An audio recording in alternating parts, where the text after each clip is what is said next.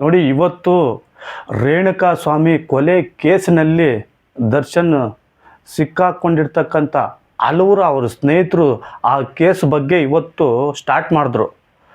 CCH 59ನೇ judiciary ಒಂದು ಕೋರ್ಟಲ್ಲಿ ಇವತ್ತು ಎಲ್ಲ ಆರೋಪಿ ಸ್ಥಾನದಲ್ಲಿರ್ತಕ್ಕಂಥ ವಕೀಲರು ಅವರವರ ಗುರುತು ಪರಿಚಯ ಮಾಡಿಕೊಂಡ್ರು.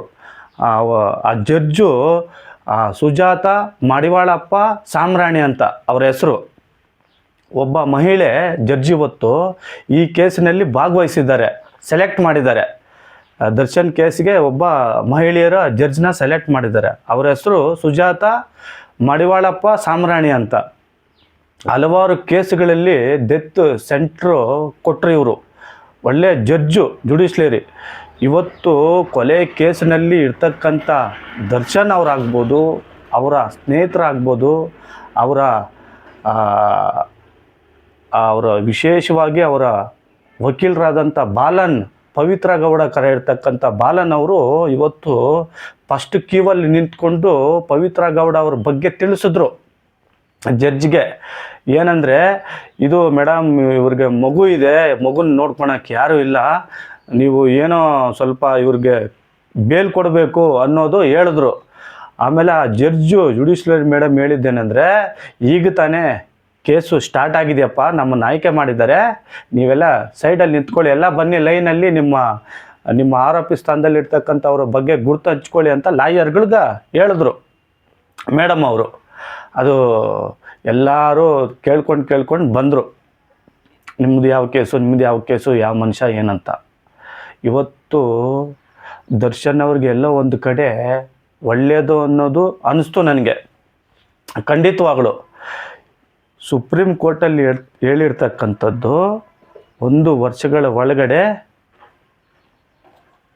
ಈ ಕೇಸನ್ನು ಮುಗಿಸ್ಬೇಕು ಅಂತ. ಅದು ಏನು ಇನ್ನೂ ಎಷ್ಟು ಟೈಮ್ ತಗೊಳುತ್ತೋ ಗೊತ್ತಿಲ್ಲ. ಇವತ್ತು ಎಲ್ಲ ವಕೀಲರು ಎಲ್ಲ ಅವ್ರ ಪರವಾಗಿ ಇರ್ತಕ್ಕಂಥ ಆರೋಪಿ ಸ್ಥಾನದಲ್ಲಿ ಇರ್ತಕ್ಕಂಥವರು ಎಲ್ಲ ಹೇಳ್ಕೊಬಂದರು ಅವ್ರ ಹೆಸರುಗಳು. ಈ ಥರ ಕೇಸುಗಳು, ಇವರು ಈ ವಿಟ್ನೆಸ್ಸು, ಆ ಸಾಕ್ಷಿಗಳು, ಈ ಸಾಕ್ಷಿಗಳಂತ ಸಾಕ್ಷಿಗಳನ್ನೂ ಕರ್ಕೊಬಂದಿದ್ರು. ಒಂದು 4-5 ಸಾಕ್ಷಿಗಳನ್ನ ಇನ್ಕ್ವೈರಿ ಮಾಡಿ ಕಳಿಸಿದ್ರು ಅನ್ನೋದು ಒಂದು ಮಾಹಿತಿ. ಇವತ್ತು ದರ್ಶನ್ ಅವ್ರ ಪಾಪ ಆಚೆ ಬರ್ದಿರಂಗೆ ಕೆಲವೊಂದು ರಾಜಕಾರಣಿಗಳು ಮಾಡ್ತಿರ್ತಕ್ಕಂಥ ಕುತಂತ್ರ ಅಂತ ಹೇಳ್ಬೋದು. ಖಂಡಿತವಾಗಲು ಇದು 100% ಸತ್ಯ. ನೋಡಿ, ಇವತ್ತು ದರ್ಶನ್ ಅವರು ಕೊಲೆ ಮಾಡಿದಾರೋ ಅದು ಕೋರ್ಟ್ ಮುಖಾಂತರ, ಸಾಕ್ಷಿಗಳ ಮುಖಾಂತರ ಗೊತ್ತಾಗಬೇಕು. ಆಮೇಲೆ ಸ್ಪೆಷಲಾಗಿ ಆ ಪವಿತ್ರ ಗೌಡ ಪರವಾಗಿ ಬಾಲನ್ ಅವರು ಒಂದು ಹೇಳಿಕೆ ಕೊಟ್ಟರು ಜಡ್ಜು. ಮುಖ್ಯವಾಗಿ, ಮೇಡಮೇ ಇವ್ರಿಗೆ ಮಗು ಇದೆ, ದಯವಿಟ್ಟು ಇವ್ರಿಗೆ ಬೇಲ್ ಕೊಡಿಸ್ಬೇಕು ಹಂಗಿಂಗಂತ. ಪರಪ್ಪ ನಗರ ಜೈಲಲ್ಲಿ ಇರ್ತಕ್ಕಂಥ ಮಹಿಳೆಯರಿಗೂ ಮಕ್ಕಳಿದ್ದಾರೆ, ಅವ್ರನ್ನೆಲ್ಲ ಆಚೆ ಕಳಿಸ್ಬಿಡೋಣ ಬೇಲ್ ಮೇಲೆ ಅಂತ ಕೇಳಿದ್ರು. ಆಮೇಲೆ ಬಾಲನ್ ಅವರು ಸುಮ್ಮನೆ ಆಗ್ಬಿಟ್ರು. ಇವತ್ತು ಅವ್ರ ಕಕ್ಷಿದಾರರ ಪರವಾಗಿರ್ತಕ್ಕಂಥ ವಕೀಲರು ಯಾರೇ ಆಗ್ಬೋದು, ಅವ್ರನ್ನ ಬಿಡ್ಸಕ್ಕಂಥ ಕೆಲಸಗಳು ಮಾಡೇ ಮಾಡ್ತಾರೆ. ನಾನು ಮುಂದು ನೀವು ಮುಂದಂತ ಸುಮಾರು ಎಲ್ಲ ಆ ದರ್ಶನ್ ಪರವಾಗಿರ್ತಕ್ಕಂಥ ಲಾಯರ್ಗಳು ಪಾಪ ತುಂಬ ಕಷ್ಟ. ಇದನ್ನು ಸುಪ್ರೀಂ ಕೋರ್ಟ್ಗೆ ಇವರು ಇಲ್ಲಿ ಗೆದ್ರೂ ಅಲ್ಲೇ ಅಪೀಲ್ ಕೊಡಬೇಕು. ಈ ಸಾಕ್ಷಿಗಳೆಲ್ಲ ಮುಗಿಸಿದಿರಿ, ತೀರ್ಮಾನ ಈ ಥರ ಇದೆ ಅನ್ನೋದು ತಿಳಿದುಕೊಂಡು ಆಮೇಲೆ ಸುಪ್ರೀಂ ಕೋರ್ಟಲ್ಲಿ ಹೇಳ್ತಕ್ಕಂಥದ್ದು. ಆಮೇಲೆ ಇವರು ಜಲ್ದಿ ಎಲ್ಲ ಮುಗಿಸ್ಬಿಟ್ಟ ಮೇಲೆ ಕೊಟ್ಬಿಟ್ರೆ ಹೇಳೋಕ್ಕಾಗಲ್ಲ. ಇದನ್ನು ಆಮೇಲೆ ಸುಪ್ರೀಂ ಕೋರ್ಟು ಒಂದು ನೋಡುತ್ತೆ, ಕೈ ತಗೊಳ್ಳುತ್ತೆ, ಇದು ಕರೆಕ್ಟಾಗಿದ್ದಾರೆ ಆ ಸಾಕ್ಷಿಗಳು, ನ್ಯಾಯಾಧೀಶರು ಕರೆಕ್ಟಾಗಿ ಹೇಳಿದಾರ, ಅಲ್ಲಿ ವಕೀಲರು ಯಾರು ಏನು ಎತ್ತಂತ ಆಮೇಲೆ ಅದು ಡಿಸಿಷನ್ ತಗೊಳೋದು. ಇವತ್ತು 270 ಸಾಕ್ಷಿಗಳು ದರ್ಶನ್ ಕೊಲೆ ಆರೋಪಿಗಳ ಪರವಾಗಿ 270 ಸಾಕ್ಷಿಗಳಂತ, ವಿಟ್ನೆಸ್ಗಳಂತ ಹೇಳ್ತಾ ಇದ್ದಾರೆ. ಇದರಲ್ಲಿ ಅಷ್ಟು ಜನ ತಗೊಳಲ್ಲ ಅನಿಸುತ್ತೆ. ಸುಮಾರು ಒಂದು 60ರಿಂದ 65, 70ರಿಂದ ತಗೋಬೋದು ವಿಟ್ನೆಸ್ಗಳು ಅಂತ ಹೇಳ್ತಾ ಇದ್ದಾರೆ. ಇವತ್ತು ಆ ಕಕ್ಷಿದಾರಗಳಿಗೆ ಬಂದೋಬಸ್ತ್ ಮಾಡ್ಕೊಂಡು ಎಲ್ಲರನ್ನೂ ಕರ್ಕೊಬಂದರು ಕೋರ್ಟ್ಗೆ. CCH ಕೋರ್ಟು 59ನೇ ಸೆಕ್ಷನಲ್ಲಿ ಬರುತ್ತೆ. ಇದು ಎಲ್ಲ ಸಾಕ್ಷಿಗಳನ್ನ ಕರ್ಕೊಬಂದು ಒಂದು ಮಾಹಿತಿ ಕೊಟ್ಟರು. ನಾನು ಹೇಳೋದೇನು ಗೊತ್ತಾ, ನೀವೇನೇ ಕೆಲಸ ಮಾಡಿ ಅದು ಒಳ್ಳೆತನ ಇರಬೇಕು. ಖಂಡಿತವಾಗ್ಲೂ ಹೇಳ್ತೀನಿ, ಇವತ್ತು ದರ್ಶನ್ ಅವರು ಬುದ್ಧಿಪಾಠ ಕಲ್ತಿರ್ಬೋದು, ತಮಾಷೆ ಮಾತಲ್ಲ. ಒಂದು ರೂಮಲ್ಲಿ ಕೂಡ ಆಗಿಬಿಟ್ರೆ 1 ದಿನ 2 ದಿನ ಅಂದಲ್ಲ, ಜೈಲಲ್ಲಿ ಇರ್ತಕ್ಕಂಥದ್ದೇ ಬೇರೆ. ಖಂಡಿತವಾಗ್ಲೂ ಅಷ್ಟು ಈಜಿ ಅಲ್ಲ, ಅದು ತುಂಬ ಕಷ್ಟವಾದ ಜೈಲುಗಳಲ್ಲಿ ಹೋಗಿ ಬಂದಿರ್ತಕ್ಕಂಥವ್ರನ್ನ ನಾವು ವಿಚಾರಿಸಿದ್ದೀರಿ.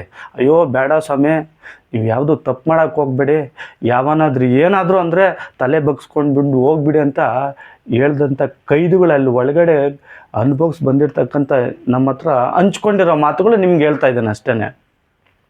ನೀವು ಯಾವುದೇ ತಗೊಳ್ಳಿ, ಪೊಲೀಸ್ ಸ್ಟೇಷನ್ನು, ಕೋರ್ಟು, ಹಾಸ್ಪಿಟ್ಲು, ದಯವಿಟ್ಟು ಈ 3 ಯಾರು ನೋಡೋಕ್ಕೆ ಹೋಗಬೇಡಿ. ನಾನು ಹೇಳೋದು ತುಂಬ ತಲೆನೋವು ಬಂದ್ಬಿಡುತ್ತೆ. ಅಯ್ಯೋ ನಾನು ಏನಕ್ಕೆ ಮಾಡಿಬಿಟ್ನಪ್ಪ.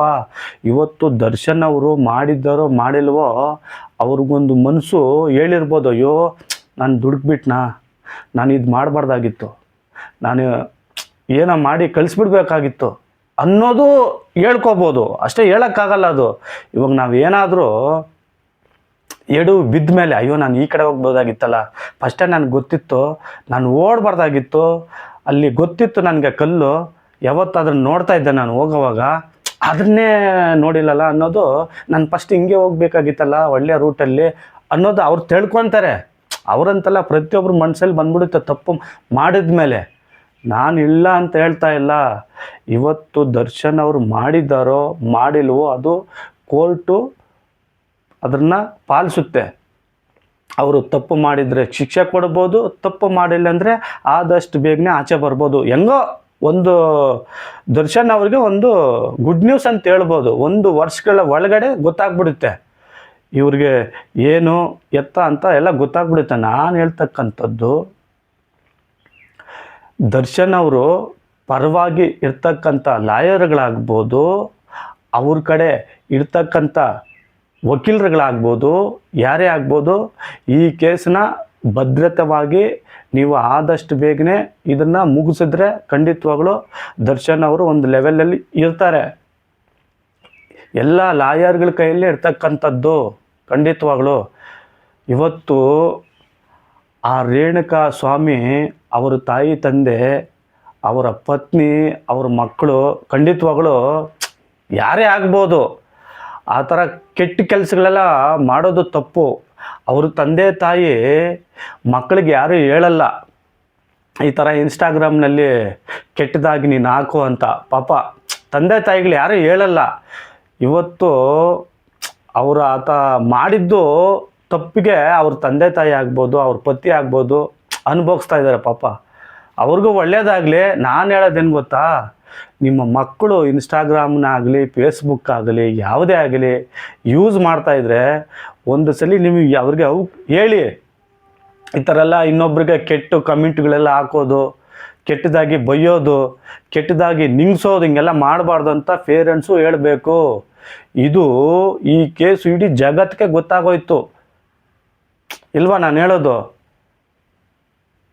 ನಾನು ಪ್ರತಿಯೊಬ್ಬರಿಗೆ ಹೇಳ್ತಕ್ಕಂಥದ್ದು, ಕೆಟ್ಟ ಕಮೆಂಟ್ಗಳು ಹಾಕೋದು ತುಂಬ ಅದು ಕೆಟ್ಟ ಕೆಲಸ ಅಂದರೆ ಅದೇನೆ. ಹಿಂಗೆಲ್ಲ ಮಾಡೋಕ್ಕೆ ಹೋಗ್ಬಾರ್ದು ಖಂಡಿತವಾಗ್ಲು. ಇವತ್ತು ದರ್ಶನ್ ಅವರು ಉಗ್ರಲ್ಲಿ ಹೋಗೋ ಕೆಲಸನ ಗುಡ್ಲಿ ಎತ್ಕೊಬಿಟ್ರು. ಅವ್ರ ಪರವಾಗಿರ್ತಕ್ಕಂಥ ಸ್ನೇಹಿತರ ಆಗ್ಬೋದಾ, ಇಲ್ಲ ಯಾರೇ ಆಗ್ಬೋದಾ, ಇಲ್ಲ ದರ್ಶನ್ ಮಾಡಿದ್ರಾ ಮಾಡಿಲ್ವಾ ಅನ್ನೋದು ಆ ಪಟಾಲಮ್ಮ ಶೆಡ್ಗಳಲ್ಲಿ ಇರ್ತಕ್ಕಂಥ ಖಾಸಗಿ ಬಸ್ಸುಗಳಾಗ್ಬೋದು, ಲಾರಿಗಳಾಗ್ಬೋದು, ಎಲ್ಲ CC ಕ್ಯಾಮ್ರಾಗಳಲ್ಲಿ ರೆಕಾರ್ಡ್ ಆಗಿದೆ.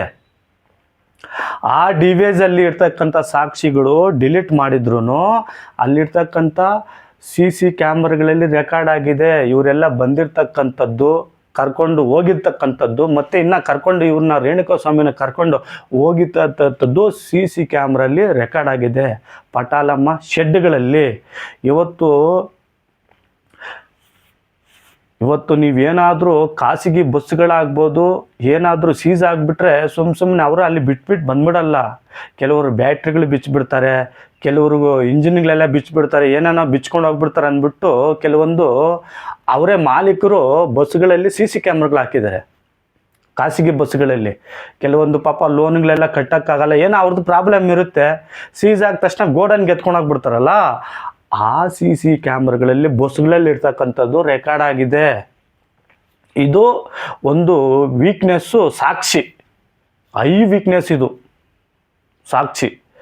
ಇವತ್ತು ಪಾಪ ದರ್ಶನ್ ಅವರು ಈ ಕೇಸಲ್ಲಿ ಪಾಪ ಅವ್ರು ಮಾಡಿಲ್ಲ ಅಂದರೆ ಗೆದ್ದು ಬರಲಿ. ಖಂಡಿತವಾಗ್ಲೂ ಹೇಳಿದ್ರೆ ಬೇಜಾರಾಗ್ಬಿಡುತ್ತೆ.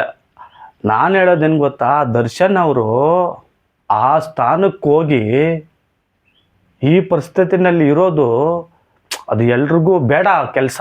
ಖಂಡಿತವಾಗ್ಲು ಕೊಲೆ ಮಾಡ್ತಕ್ಕಂಥದ್ದು ತಪ್ಪು, ಒಬ್ಬರನ್ನ ಸಾಯಿಸೋದು ತಪ್ಪು. ನೀವೇನೇ ಜಗಳ ಮಾಡಿಕೊಂಡು ಹೊಡೆದಾಟ ಆಡಿಕೊಂಡ್ರು ಅದು ರಾಜಿ ಆಗ್ಬಿಡ್ಬೋದು. ಕೊಲೆ ಕೇಸುಗಳಲ್ಲಿ ರಾಜಿ ಆಗೋಕ್ಕಾಗಲ್ಲ. ಇದು 100% ಸತ್ಯ. ಇದು ದರ್ಶನ್ ಅವರು ಏನಾದರೂ ಒಂದು ವೇಳೆ ಮಾಡಿದರೆ ಆ ಶಿಕ್ಷೆ ಅನುಭವಿಸ್ಕೊಂಡು ಬಂದು ಮತ್ತೆ ಅವ್ರು ಹೆಂಗಿದ್ರು ಹಂಗಾಗಲಿ. ಖಂಡಿತವಾಗ್ಲು ಮಾಡಿಲ್ಲ ಅಂದರೆ ರಾಜನಾಗಿ ಆಚೆ ಬರಲಿ, ಅದು ಯಾರೇ ಆಗಲಿ. ಖಂಡಿತವಾಗ್ಲು ಇವತ್ತು CCH ಕೋರ್ಟಲ್ಲಿ 59ನೇ ಸೆಕ್ಷನಲ್ಲಿ ಎಲ್ಲ ಪರವಾಗಿ ಲಾಯರ್ಗಳು ಭೇಟಿ ಕೊಟ್ಟು ಜಡ್ಜ್ ಮುಖಾಂತರ ಹಾಜರಿಪಟ್ಟರು. 1ನೇ ತಾರೀಕಿಂದ ಈ ಕೇಸ್ಗೆ ಹಲವಾರು ಜಡ್ಜ್ಗಳು ಬರ್ಬೋದನ್ನೋದು ಒಂದು ಮಾಹಿತಿ. ಅವ್ರಿಗೆ ಒಳ್ಳೇದಾಗಲಿ. ಸಿಗೋಣ ನೆಕ್ಸ್ಟ್ ವಿಡಿಯೋದಲ್ಲೇ. ಒಂದೇ ಮಾತರಂ. ಜೈ Karnataka. I love you Bengaluru.